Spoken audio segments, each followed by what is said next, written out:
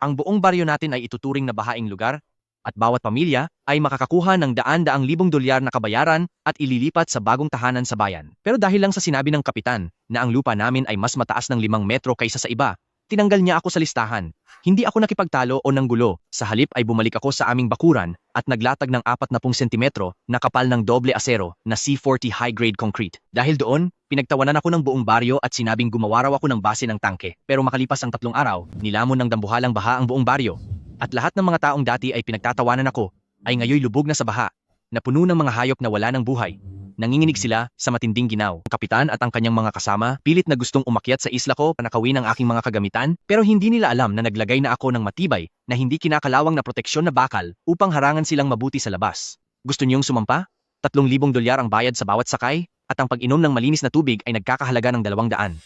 Makinig ang lahat ng mga taga-baryo, ang pinal na plano para sa bayad pinsala sa paglipat ay inilabas na. 800,000 dolyar bawat tao, lahat iyon ay diretsyong ilalagay sa inyong mga card. Narinig mo ba iyon, Yang Z? 800,000 dolyar, mababayaran na natin ang utang ni Papa, pati ang mga pambayad sa pag-aaral ni Yaya sa lungsod ay magkakaroon na rin ng pondo. Maghintay muna, tingnan muna natin ang listahan. Ang pamilya ni Wang Tiezhu ay may 4 na miyembro, kaya 3,200,000 dolyar. Ang pamilya ni Lidahay ay may 3 miyembro, 2,400,000 dolyar. Joe Yang, 3 kayo sa pamilya nyo, kaya may 2,400,000 dolyar na kayo. Ngayong gabi kay restaurant ng ULI, dapat kang magpalibre. Kung hindi ay hindi tayo tatabla.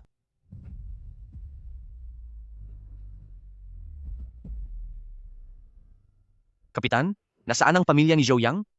Ang laki ng bahay namin, may 2 ektarya kaming lupa. Bakit wala ako sa listahan? Joe Yang, espesyal ang kaso ng pamilya nyo. Ang lupang kinalalagyan nyo ay mas mataas ng 5.5 metro kaysa sa karaniwang taas sa baryo. Ayon sa geologists, ito ay isang likas na talampas. Hindi kasama ang bahay nyo sa bahaing lugar. Ibig sabihin, hindi aabot ang baha sa inyong bubong, hindi kayo kasali sa relokasyon, kaya wala kayong kahit isang sentimong makukuha. Hindi kami kasali sa relokasyon?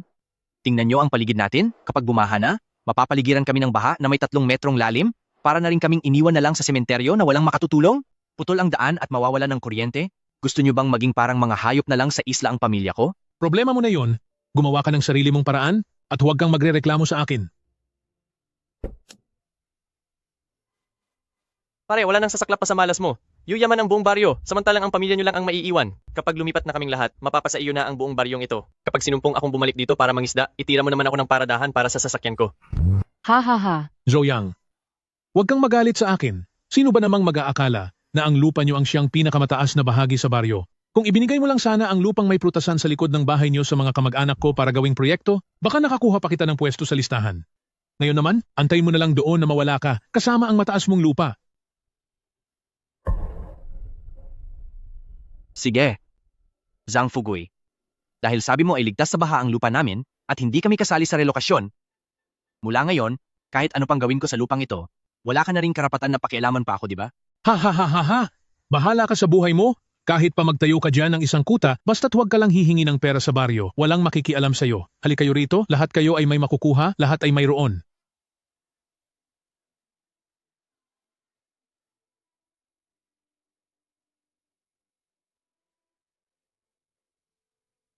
Napakadamot ng tadhana.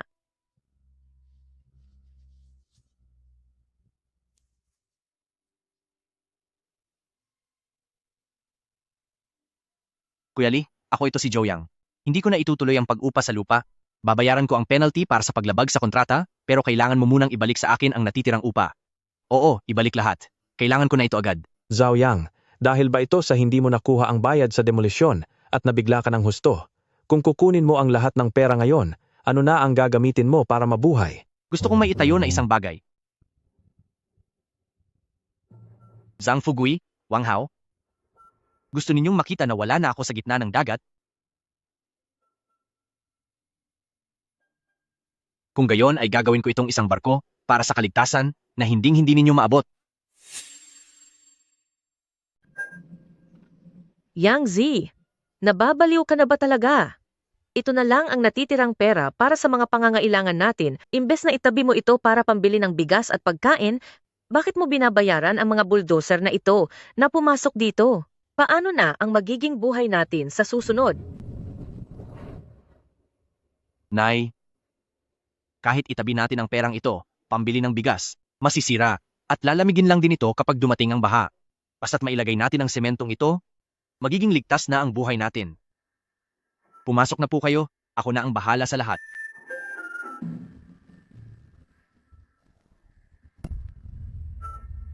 Uy, Boss Joe, napakagarbo nito ah. Maghuhukay ka ba ng balon sa looban para tapusin ang lahat? O baka naman gusto mong gumawa ng swimming pool para kapag dumating ang baha ay makapagsanay ka sa pagsisid? Wang Hao, nakikita ko na mataas ang chassis ng kotse mo. Ang hindi ko lang alam ay kung sa 3 metrong lalim ng tubig, gaano kaya katagal iyan lulutang. Mas mabuting bumili ka na ngayon ng mga salbabida at isabit mo sa bubong ng sasakyan mo.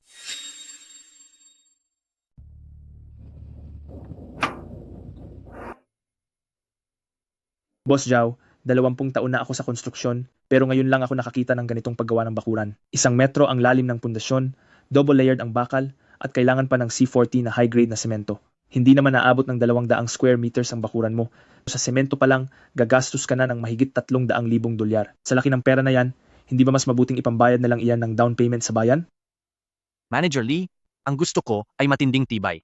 Ang lupang ito ay hindi lang dapat floodproof dahil sa loob ng mahabang panahon ng agos ng tubig, dapat kaya rin itong maglaman ng mahigit 10 tonelada ng mabibigat na makinarya. Lagyan mo ng 2 patong na matibay na finishing ang sahig at siguraduhin mong pinakamaliwanag ang kulay. Sa dami ng gusali rito, gusto ko na kahit sa satellite map ay agad na makikita ang lugar na ito. Ano bang ilalagay mo rito? Ang ilalagay ko rito ay buhay, isang mahalagang buhay. Kaya mo bang gawin? Kung hindi, maghahanap ako ng iba. Kaya ko po. May pera naman, kaya bakit hindi?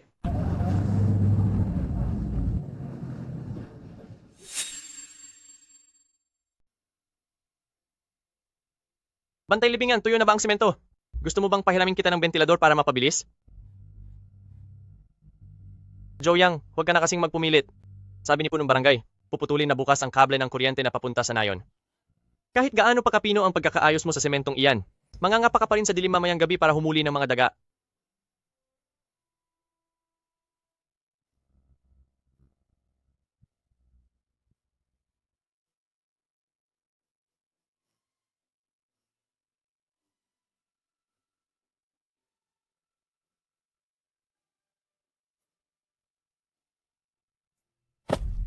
Zhou Yang, labag sa batas ang ginagawa mong konstruksyon.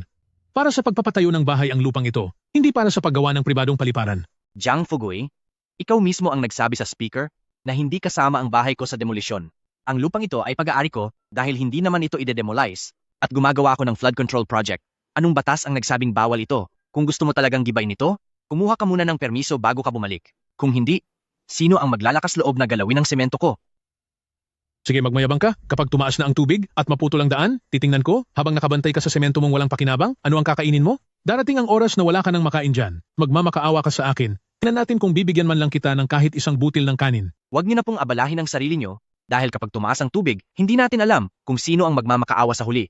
Alam ko kung ano ang binabalak ni Jiang Fugui. Noon pa man ay kursunada na niya itong pinakamataas na bahagi ng nayon, hinihintay niyang bumaha para wala nang matakbuhan ng pamilya ko. Noong nagmadaling iwanan ang mga bahay, ginamit niya ang kapangyarihan niya bilang kapitan para makuha ang mga ito sa mababang presyo at muling pinaupahan sa mga gustong mag-imbak ng mga kagamitan at mga sakim na negosyanteng nagbebenta ng pagkain sa baha. Pero nagkamali siya sa isang bagay. Ang lupang ito ay hindi lang basta pag-aari ko, kundi malapit na itong maging sentro sa loob ng 50 milya na tanging paraan para mabuhay. Nagsimula na ang huling hudyat ng paglikas at 70% na ng Binhe Village ang walang tao. Yung mga kapitbahay na nakatanggap ng malaking pera sa kanilang pag-alis, ang tingin nila sa akin ay nagbago na mula sa pangungutya tungo sa awa, na para bang wala na akong buhay sa paningin nila.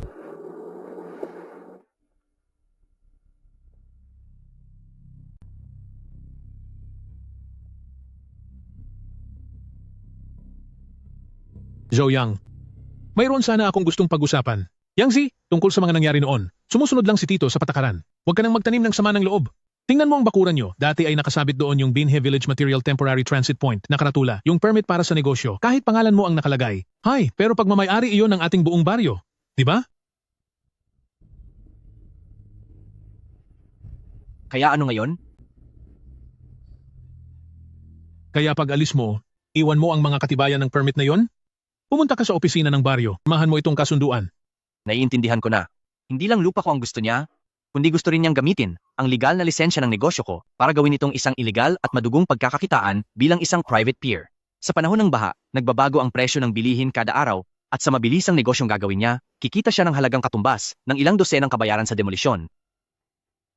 Punong Barangay Zhang, mukhang makalimutin ka o baka naman iniisip mo na tanga akong si Zhao Yang? Ano ito?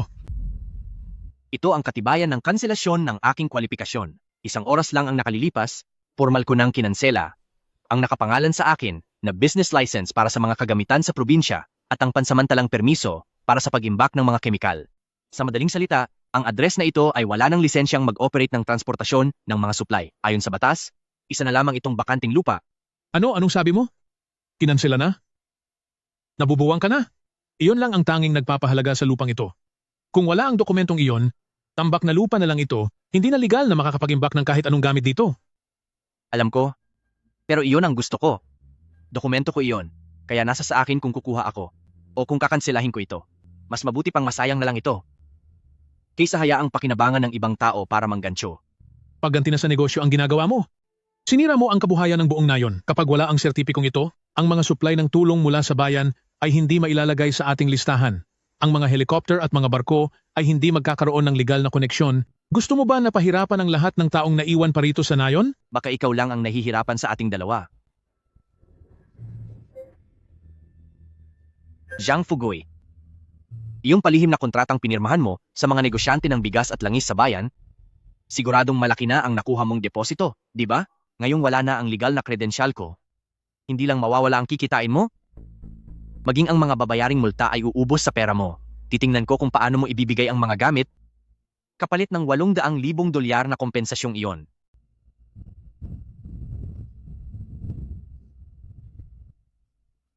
Paano? Paano mo nalaman? Walang lihim na hindi nabubunyag?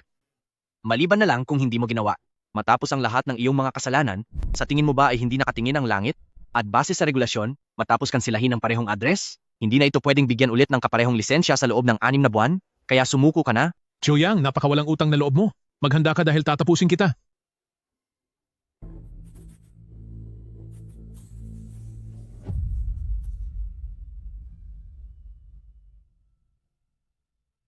Yang Zi, kapag pinasara ang sertipikasyong iyon, balang araw, wala na talaga tayong magiging kita. Abutin ng ilang buwan ng baha.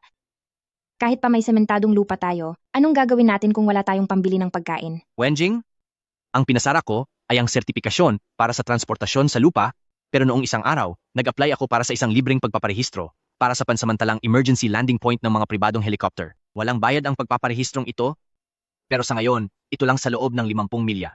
Ang nag-iisang legal na lokasyon sa sistemang sibil at militar na may opisyal na coordinate para sa rescue. Parating na ang baha, pero hindi na ito ang pagkukunan ng yaman para kay Zhang Fuguy, kundi ang kuta ng buhay para kay Zhou Yang.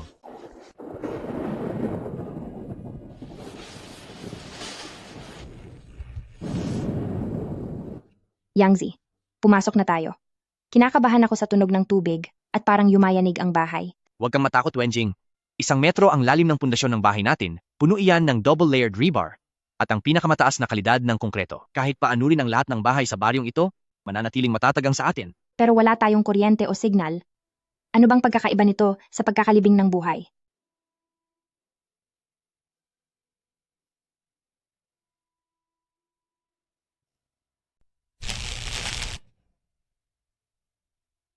May ilaw na? Yang Zi, may ilaw na talaga.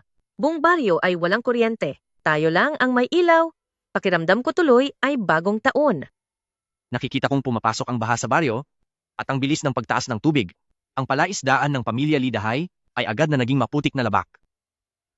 Pero ang aming lupain na dati ay tinutuya ng buong baryo bilang training ground ng tangke sa may tabi ng kalsada ay kasalukuyang nakalutang ng maayos sa ibabaw ng tubig.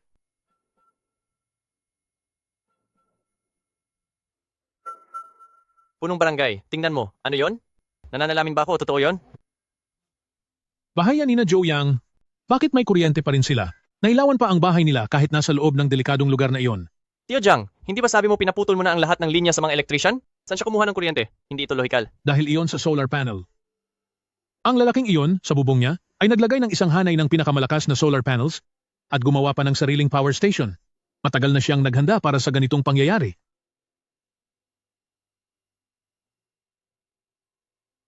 Ano namang silbi noon? Putol ang lahat ng daan. Wala siyang tubig o pagkain, hindi siya tatagal ng 3 araw at mapipilitan siyang kumain ng semento dahil sa gutom. Kapag dumating ang oras na magmakaawa siyang iligtas natin, panonoorin lang natin siya mula sa pampang at huwag siyang bigyan kahit isang patak ng tubig.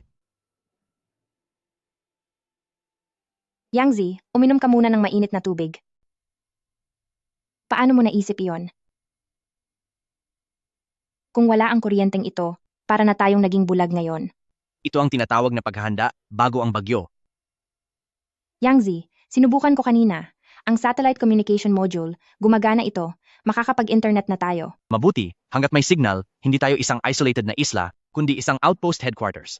Dahil sa sariling interes kaya ako ni Zhang Fugui, tinanggal sa listahan. Pinagtawanan ako ni Wang Hao at tinawag na tagabantay ng puntod. Ngunit ngayon sa gitna ng kadilimang ito, ako na lamang ang tanging nagsisilbing parola. Nagsisimula pa lang ang malaking palabas na ito. Ngayong alas 6 ng umaga, ang Binhe Village ay tuluyan na ngang nabura sa mapa.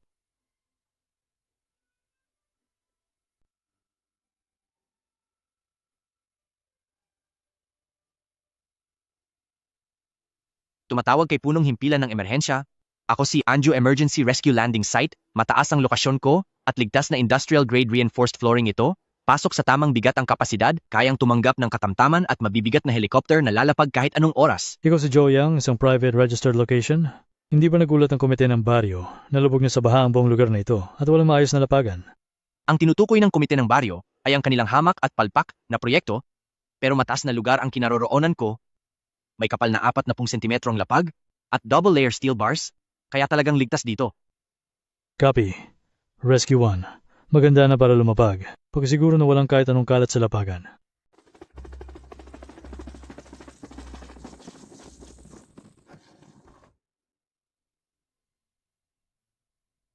Napakataas ang pamantayan ng landing pad na ito. Mayroon pang mga anti-skid pattern. Mas matatag pa ito kaysa sa mga landing pad sa bayan.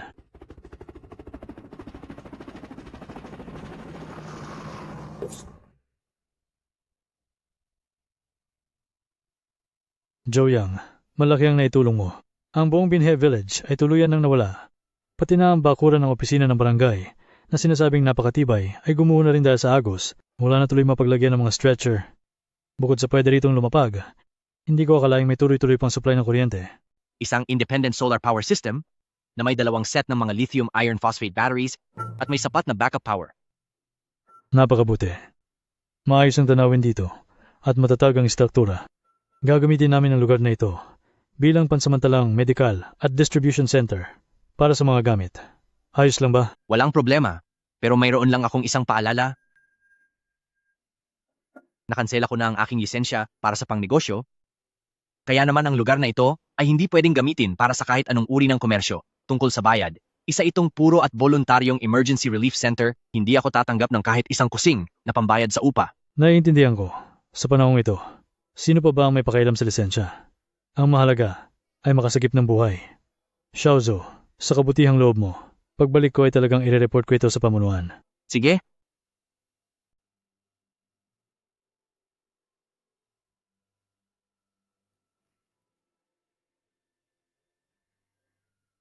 Ang bahay iyon ni Joe Yang. Hindi ba at illegal na gusali ang bahay niya? Bakit ito naging headquarter ng rescue team? Nasa bulsa ko pa ang 3 milyong dolyar para sa relokasyon, pero ngayon gusto ko lang humigop ng mainit na lugaw. Imposible ito. Semento ang sahig niya. Hindi ba dapat ay gumuho na yon sa tindi ng baha? Bakit hindi pumunta ang rescue team sa opisina ng barangay? Tio Jiang, hindi mo ba tinawagan ng rescue team? Ang opisina ng barangay. Matagal na itong gumuho. Yang Zi? Lalabas din ba ako sa telebisyon? manatili lang kayo rito. Tandaan nyo, kung walang pahintulot ko, walang kahit na sino ang pwedeng pumasok sa pribadong lugar natin. Jiang Fugui, unang hakbang pa lang ito. Akala mo ba noong pinutulan mo ako ng kuryente at tinanggalan ng mga subsidya, ay mawawalan na ako ng mapupuntahan? Hindi mo ba alam na kapag ang mga panuntunan at lakas ay nasa kamay ng malalakas, ang mga madidilim mong balakin ay magmumukha lang katawa-tawang pagpapanggap? Punong barangay, tingnan mo. Kay Joyang, nakatago ang marami sa mga kagamitang dinala ng helicopter, pati na rin ang ilang kahon ng mga gamot para sa ating barangay. Paniguradong naroon ang lahat ng iyon. Ngayon, magsama tayo ng mga tao Gamit ang dahilan na kukunin natin ang mga gamit ng barangay para puwersahang pasukin ang isla. Parte naman siya ng barangay. May lakas sila ng loob na huwag tayong papasukin?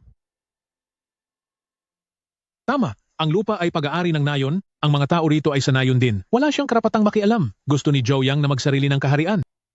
Tara, maghanap kayo ng 2 malalaking bangkang demotor. Babalik tayo para bawiin ang teritoryo.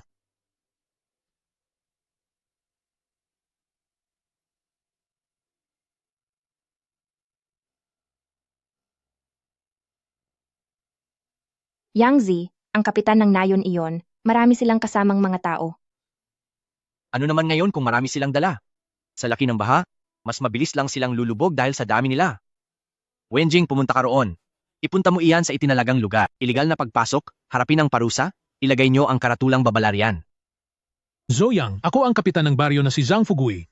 Nakatanggap kami ng utos mula sa itaas na kailangan naming bumalik para tulungan ang rescue team sa pamamahala ng mga supply. Bilisan mo at buksan ang pinto, papanhikin mo kami. Huwag mong abalahin ang mahahalagang utos ng gobyerno. Anju Post, tumatawag sa duty squad? May mga hindi kilalang tao na pilit pinapasok ang emergency landing site, pinaghihinalaang iniistorbo ang paglipad ng helicopter at sineseryoso ang kaligtasan ng flight path, pakibigyan ng babala at paalisin sila agad. Zoyang, huwag kang masyadong mayabang na parang sino. Iyang semento mo. Kitang-kita ko nung ginagawa pa lang yan. Bakit mo solohin ang pagmamayari niyan? Kinansela mo ang rehistro dahil gusto mong nakawin ang mga supply. Mga pare, itawid niyo ang bangka? Diretso tayong latalon doon para ma-take over. Naku, saklolo. Tumataob na tayo, naku. Aray. Zhou Yang, tulungan mo kami. Pinupulikat ako. Tulungan mo ako. Bilisan mo, buksan ang gate para makasakay kami. Joe Yang, wala kang puso.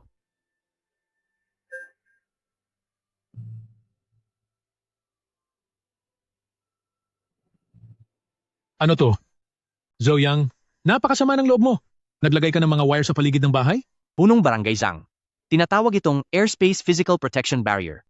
Rehistrado po ito sa Civil Aviation Bureau. Isa itong temporary site para mapigilan ang mga kung sino-sino, tinaang mga ligaw na hayop makaabala sa ligtas na paglipad at paglapag ng mga helicopter, kaya ang pagkakabit ng maintenance facility ay karapatang ibinigay sa akin ng batas. Ikaw, bilisan mo at itaas mo ako. May wala ng buhay na baboy sa tubig. Napakakadiri. Gusto mong umakyat? Sige.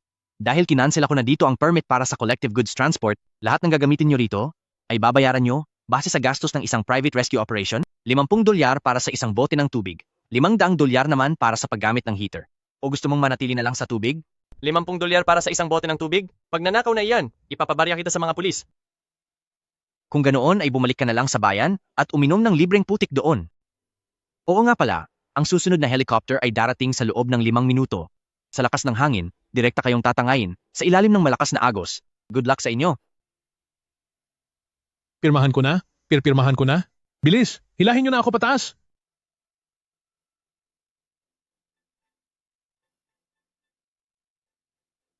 Zhang Fugui, Wang Hao, noong bumubusi na kayo sa harap ng Bergey Hall at pinagtatawanan ako dahil sa pagiging tagabantay ng puntod, naisip nyo ba na ang puntod dito sa lumang baryo ay para pala sa mga taong tulad ninyo? Zhou Yang, tao ka pa ba? Tingnan mo itong baha. Hahayaan mo lang bang wala na ang ating mga kanayon sa ginawa't baha? Nagtatago ka sa ganitong kakapal na platapormang gawa sa semento. Nakakatulog ka ba sa gabi? Napakasarap ng tulog ko, punong Barangay Zhang. Noong pinutol mo ang kable ng kuryente namin at pinatigil ang daloy ng tubig namin, nakatulog ka ba? Nung tinanggal mo ako sa listahan para sa relokasyon at hinayaan ang buong nayon na pagtulungan ako at pagtawanan dahil ako raw ay tagapagbantay ng puntod, payapa ba ang loob mo? Iyon ay para sa kapakanan ng nakararami. Iyon ang utos ng gobyerno. Ngayon ay oras na para magligtas ng buhay. At ito lang ang tanging mataas na lugar sa nayon. Ayon sa mga patakaran sa pamamahala ng baha, may tungkulin kang makiisa sa kolektibong kaligtasan at ibigay ang lugar na ito nang walang anumang kondisyon. Sayang at naging kapitan ka ng 20 taon, nangalahati lang ang basa mo sa batas, tapos nagmamarunong ka pa rito. Tingnan mo ng mabuti, malinaw na nakasaad sa 10 tuntunin. Ang pribadong lupain at ang mga legal na gusaling nakatayo rito sa panahon ng baha ay itinuturing na pribado at pansamantalang evacuation center, wala akong obligasyong tanggapin ang mga sibilyang hindi kasama sa listahan. Ang lupang iyan ay para sa lahat, hindi lang para sa iyo, Zhou Yang. Ang lupa ay para sa lahat, pero ako ang may karapatang mag-operate sa loob ng 30 taon at may legal na karapatang gamitin ito. Nakatatak ang iyong malaking selyo sa kontrata. Kinansela ko na noon pa ang lahat ng kwalifikasyon para sa distribution point ng mga gamit. At ngayon, ang lugar na ito ay ganap na protektadong pribadong evacuation area. Ngayon, bawat unit ng kuryente at bawat patak ng malinis na tubig ay sarili kong pag-aari. Kung gusto mong pumasok, sige, sundin natin ang Commercial Evacuation Agreement.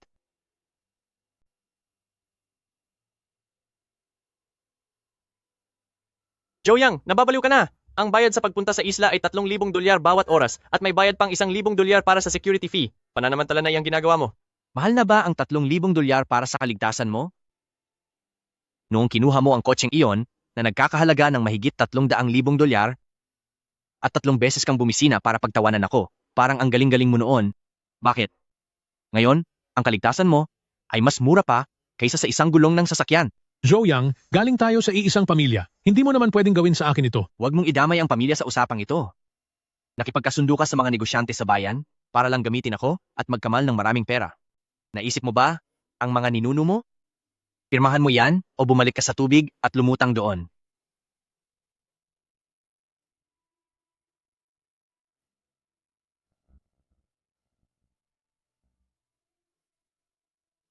Pipirma na ako. Zhou Yang, tandaan mo, ang utang na ito kapag humupa na ang tubig, dahan-dahan nating pagbabayaran iyan. Ha, ang tungkol sa paghupa ng tubig, pag-usapan na lang natin kapag wala na ito. Ngayon, doon ka muna pumunta sa tabi. Sa bawat bote ng tubig na iinumin mo, mag-scan ka para magbayad.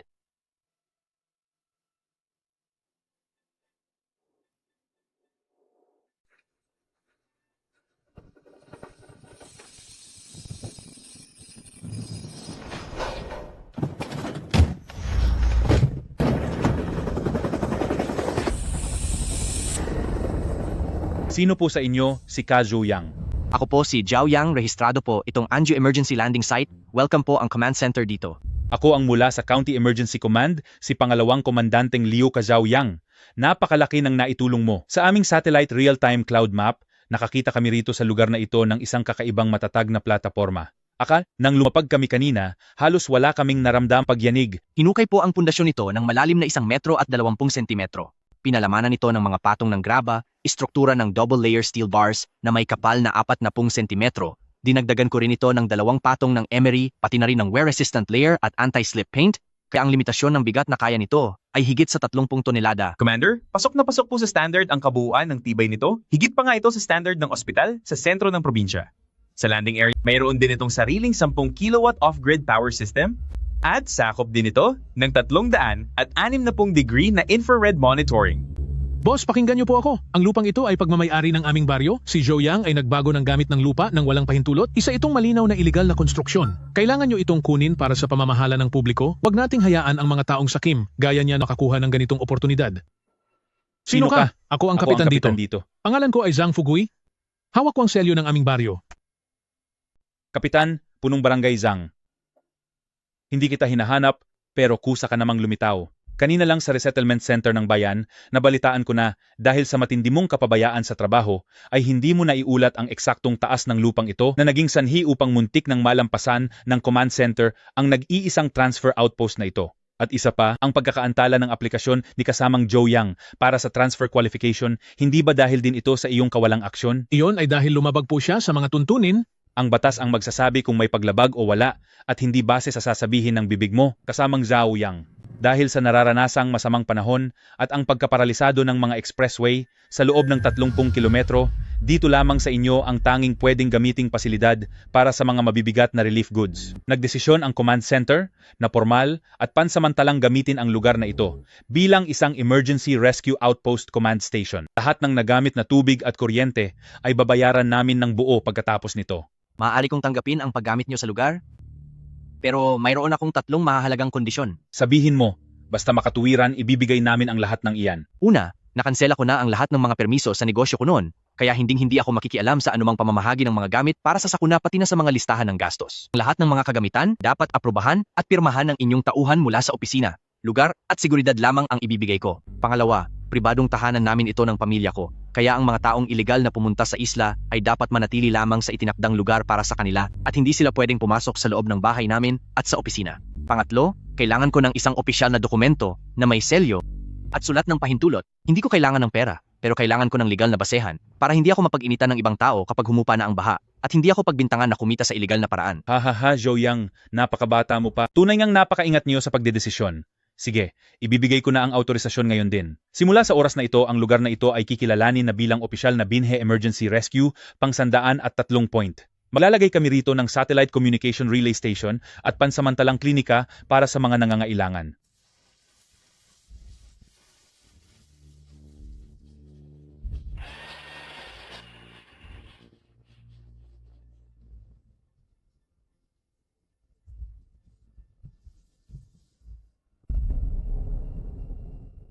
Tapos na. Wala na ang lahat. Ang plano ko sana ay gamitin ang pangalan ng grupo upang bawiin ang lupa sa gitna ng kaguluhan para makakuha rin ako ng pakinabang. Ngunit sino ang mag-aakalang sa ginawa niyang iyon ay makakakuha siya ng proteksyon mula sa buong probinsya? Banghaw, ang sabi mo kanina, gusto mong hukayin ang training ground ko. Si Yangzi at Boss Joe, baka nawawala na ako sa sarili ko? Puro kalokohan lang ang sinasabi ko? Sana ay mapagpasensya po kayo. Napakaganda ng pagkagawa ng service area na ito, napakasosyal. Gusto mo bang uminom? Oo. Pahingi? Tuyo na ang lalamunan ko. Iscan mo ito para sa $200. Kahit na naging service area na ito, ang tubig na ito ay galing sa sarili kong storage tank. Hindi sagot ng pamahalaan ang gastusin ng mga ilegal na pumasok dito. Pumirma ka na dito. Ikatlong araw na simula nang ma-isolate ang nayon dahil sa baha.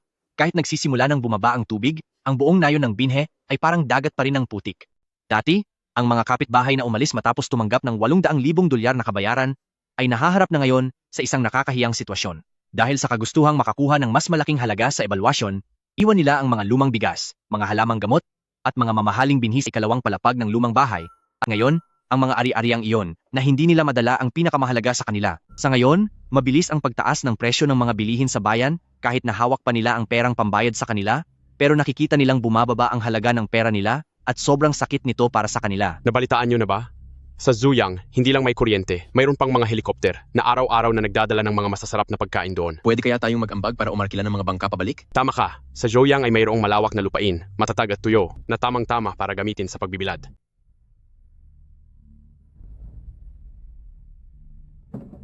Isa akong taga Binhe Village. Bumalik ako rito para makita ang sarili kong bahay. Pamana pa yun ng mga ninuno ko.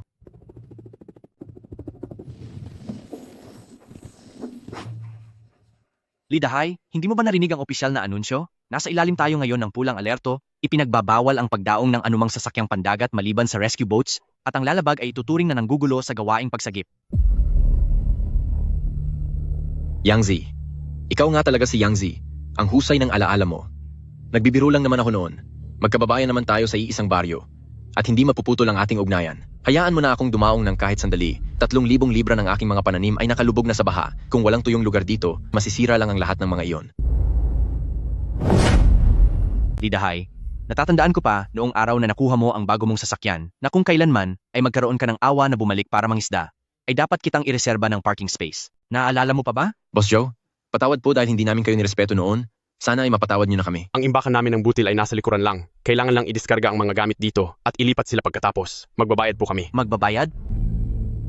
Lidahay, kinansel ako na ang lahat ng permiso para sa paglilipat ng mga materyales kaya hindi na ako legal na makakatanggap ng bayad sa paggamit ng lugar. Pero ang mga forklift, crane at bibilad dito ay binili lahat ni Joe Yang gamit ang sarili niyang pera bilang mga personal na gamit. Uupa kami. Uupahan namin ang mga gamit mo sa mataas na halaga. Sige, ang bayad sa pagdaong ay $1,000 dahil ang sahig ay gawa sa matibay na diamante at ang luma mong bangkang kahoy ay nakakasira sa sahig. Dagdag na $500 para sa pagkumpuni. $2,000 sa bawat pagkarga at pagbaba. $1,000 kada araw para sa imbakan. Mabayad muna ng deposito. Bawal ang utang dito. Joe Yang, pagnanakaw na ang ginagawa mo. May hawak kang karatula ng assistance point ngayon, kaya dapat mo kaming paglingkuran. Ang assistance point ay para iligtas ang mga nasalanta, hindi para sa inyong mga mayayamang lumikas na bumalik lang para isalba ang inyong mga ari-arian. Nasa loob si Commander Liu at may pagpupulong. Kung hindi kayo naniniwala, tanungin niyo siya kung obligasyon ko bang bakantehin itong 40 sentimetro na kapal na C40 plataporma para lang paglagyan ng ilang sako ninyong inaamag na trigo.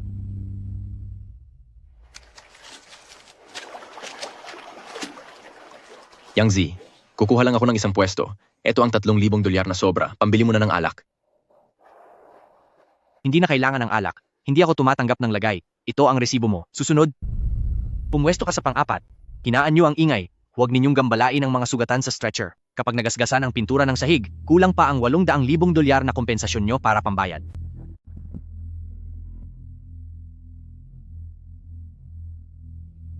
Si Zhang Fugui ay nagtatago sa sulok at tinitingnan ang mga taga-baryong dating sumusunod sa bawat utos niya. Ngunit ngayon ay nakapila na para bigyan siya ng sigarilyo, magbayad ng pera at magsabi ng magagandang salita. Nanginginig ang kaniyang panga sa galit dahil alam niya, ang panahon niya bilang kapitan ng baryo ay tuluyan ng lumubog kasama ng malaking baha.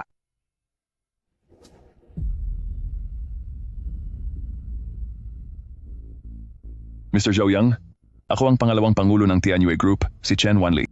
Sikat na sikat ang kaisa-isang islang ito. Nalathala pa sa pahayagan ng probinsya ang iyong kabayanihan. President Chen, anong maipaglilingkod ko sa inyo? Kasalukuyan pa ring nakasara sa publiko ang lugar na ito. Narito ako para magdala ng oportunidad sa iyo.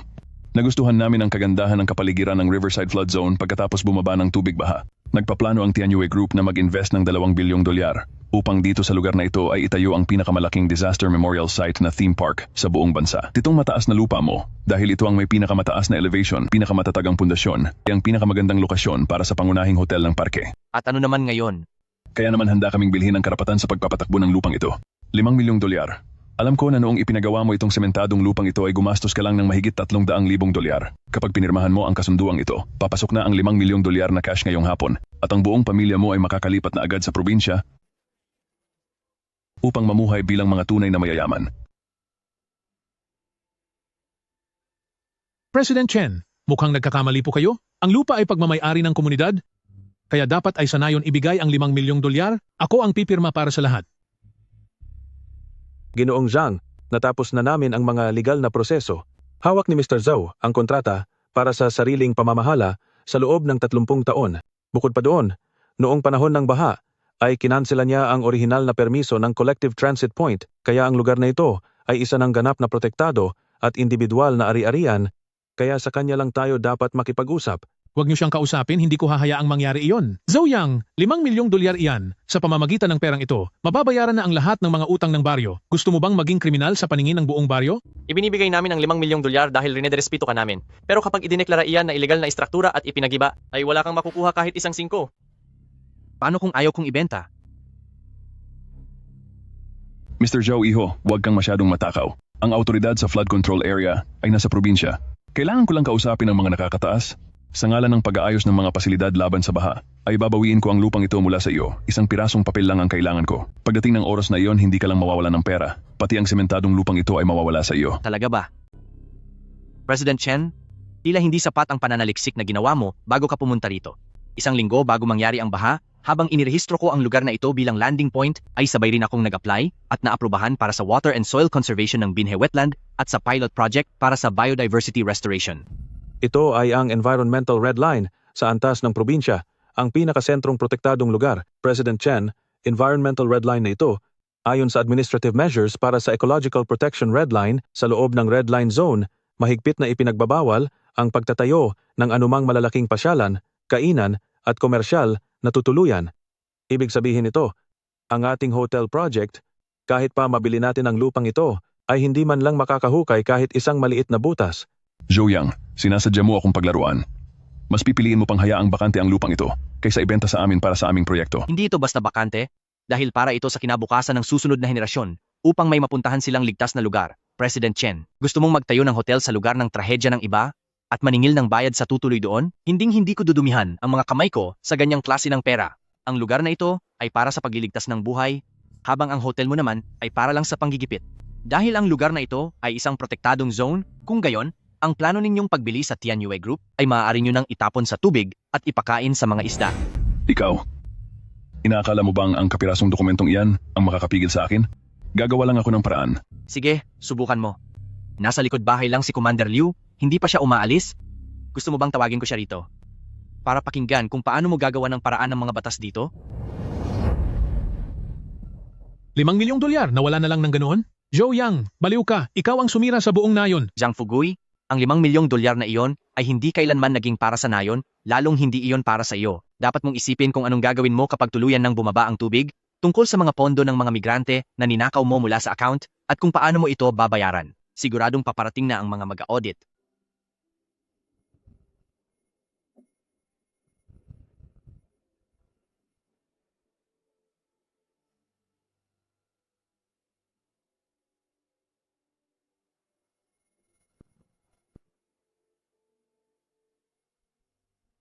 Patay na, tapos na, wala na ang lahat. Ang $800,000 na pambayad, naubos ko na lahat sa kotseng ito at sa pagpapaayos ng bahay sa bayan. Ngayon ay wala man lang kahit isang butil ng palay sa bukid, paano na tayo mabubuhay niyan?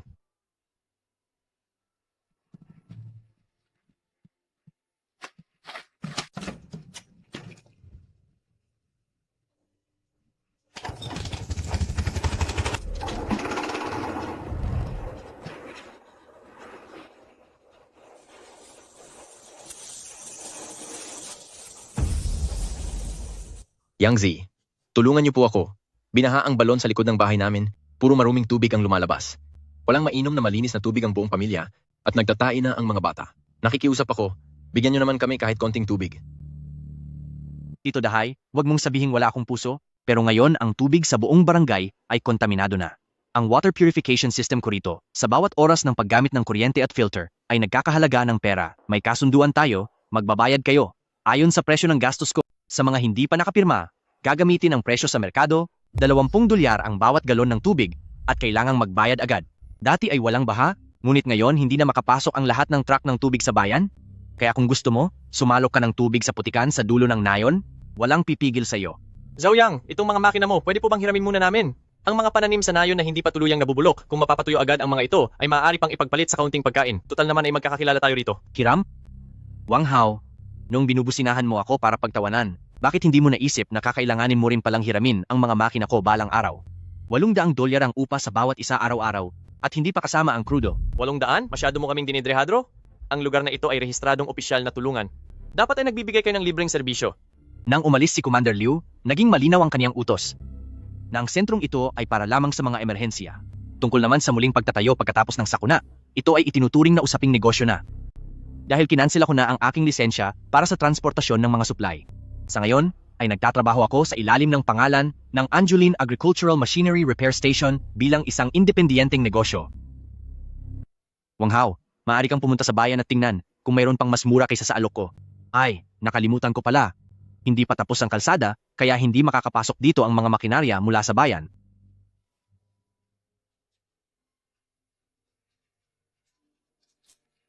Kasama Zhou Yang. Sa ngayon ang mga mabibigat na sasakyan para sa pandemya ay nangangailangan ng pansamantalang lugar para sa disinfection sa buong baryo. Dito lang sa lugar mo, ang may high-pressure washing equipment at maayos na sementadong sahig. Inaasahan naming marerentahan ang lugar na ito bilang sentro ng operasyon laban sa pandemya sa loob ng 1 linggo. Sige po, base sa standard ng pagbili ng serbisyo, ang renta sa lugar ay $4,000 bawat araw. 4,000? Ganyan ba talaga ang presyo? Boss, ang simento ko rito ay ginawa ayon sa tibay ng isang pantalan, kayang dalhin ang paulit-ulit na pagdaan ng mabibigat na sasakyan. Maging ang pag-spray ng matatapang na kemikal na panlinit, ang pag-spray ng malakas na disinfectant ay nakakasira at sobrang laki ng epekto nito sa pinturang sahig. Tsaka na-cancel na ang lisensya ko, kaya kailangan kong bayaran lahat ng buwis gamit ang sarili kong pera. Ang presyong ito ay discounted price na para sa ating bayan. Sige, pirmahan na natin ang kontrata.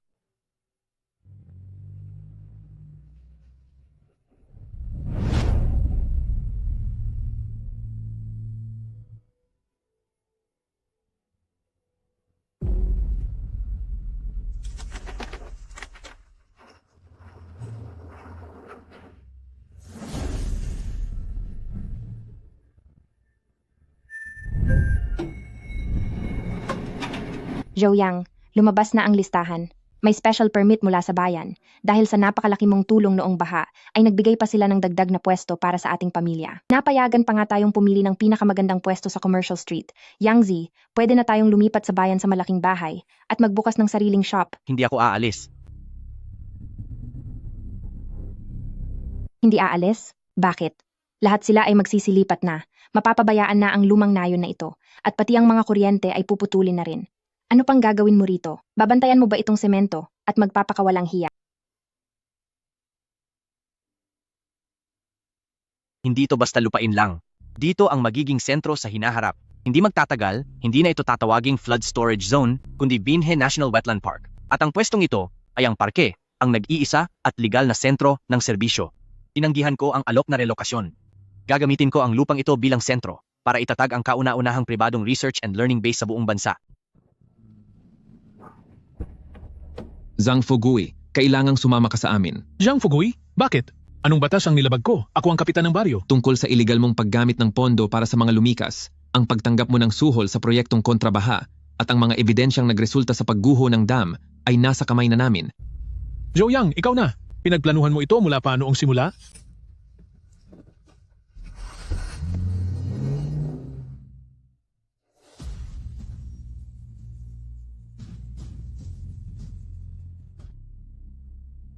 Ang dating lugar na laging binabaha, ngayon ay naging isang masiglang tanawin na. Para itong isang maayos na pagkakalagay ng chip, patag at matibay na naglalabas ng matinding kinang ng industriya. Dito sa mundong ito, maaaring gumuho ang mga bahay, maaaring mawalan ng halaga ang pera, maaaring magbago ang samahan ng magkakapitbahay, pero ang mga tuntuning nakatatak na sa iyong pagkatao ay hinding-hindi magtataksil sa iyo.